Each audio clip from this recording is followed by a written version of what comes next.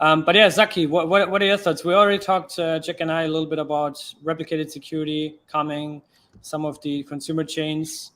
What are your thoughts on the whole RS stuff?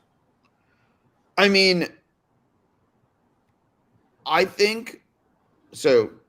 Like general thoughts. So like one, I think replicated security is moving in the right direction. Just overall, like phenomenal. It's like it's great that it's launching. Like the MVP is good. I think it's good that we're getting this off the ground. I think the pressures that we're going to start, I think there is going to be pressure on Atom about why teams should align with Atom, right?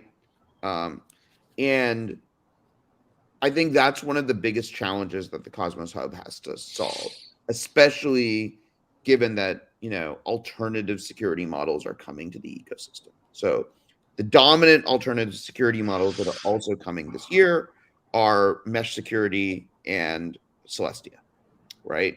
These are alternative security models to Atom replicated security. And so now you're going to have basically 4 security models to choose from, which is completely sovereign chain, replicated security, replicated security, Celestia, mesh security. And like the team at Informal seems to be working, I mean, based on my conversations with Jahan, seems to be working pretty hard on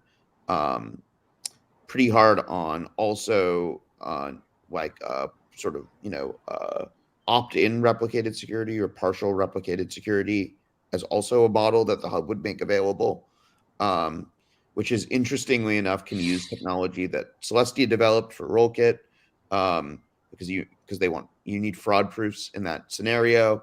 And so, more options are in some senses good, but on the other hand, the Cosmos Hub is going to have to differentiate itself.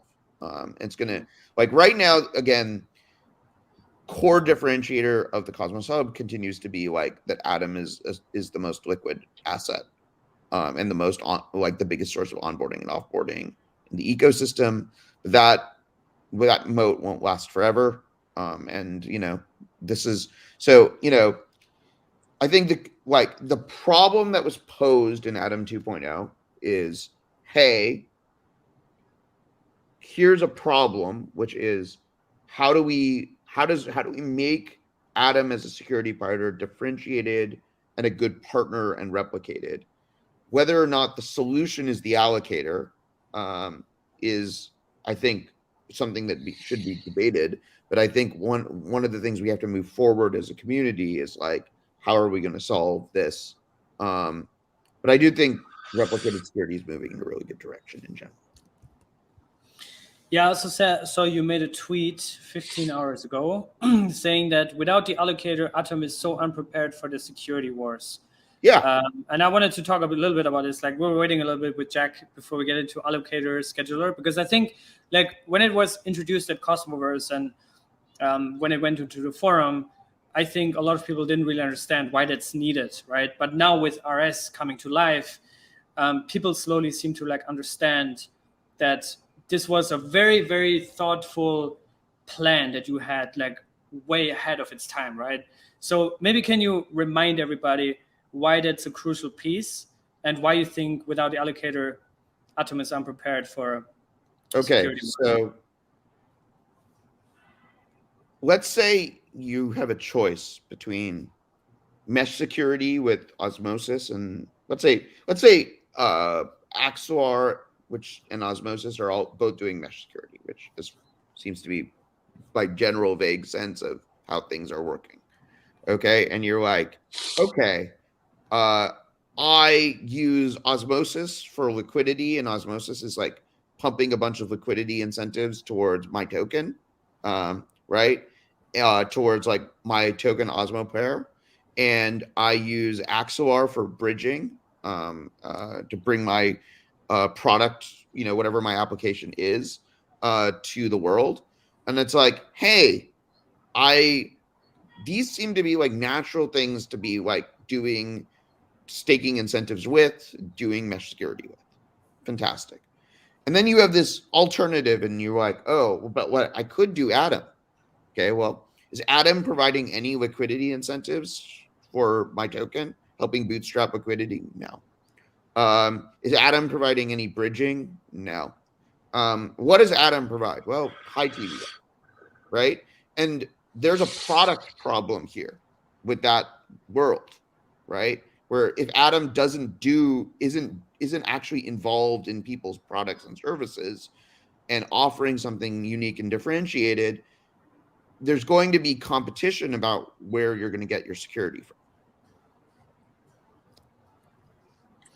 So can you maybe explain a little bit more specifically about this allocator and scheduler, and how it's like this flywheel for Atom? So yes, the idea of the allocator is the ability to provide something more like essentially like what Osmosis token incentives can do for projects and protocols, right? Is it's like, hey, oh, you're launching a new token. It has these use cases. You launched a stable coin, etc. The allocator, the idea of the allocator is to go out and provide, well, instead of incentivizing liquidity, hold the liquidity natively in the hub. Because like everybody who sees that, just like pumping out token incentives, Osmosis style, is hurting the price of Osmo and like isn't a great model. So what the idea of the allocator was is instead of like pumping out incentives to incentivize, liquidity, why couldn't the Cosmos Hub just own the liquidity? Right? Like, why couldn't the Cosmos Hub say, hey, Stride, you're launching on top of the Cosmos Hub of interchain security. As part of the partnership, we're gonna own a bunch of ST Atom liquidity on Osmosis, Crescent, other places, as part of the Cosmos Hub, right? And if we do that model, now Stride is like, oh well, okay, we could, I was sort of responding to it, like there's that tweet thread is about like Sunny going, hey Stride, like why are you doing this? Why can't you do? Why should do mesh security? And like in a world without the allocator, frankly, there's a sense to that. There's like a logic to why Stride should partner with their other economic partners in mesh security, whereas in the presence of the allocator and the allocator's ability to own Atom, like own liquidity in like assets that Stride, ST Osmo, ST Atom, etc. Now Stride suddenly like, oh, this is a no-brainer why we would do replicated security. And that's the logical problem that the allocator is trying to solve. Yeah.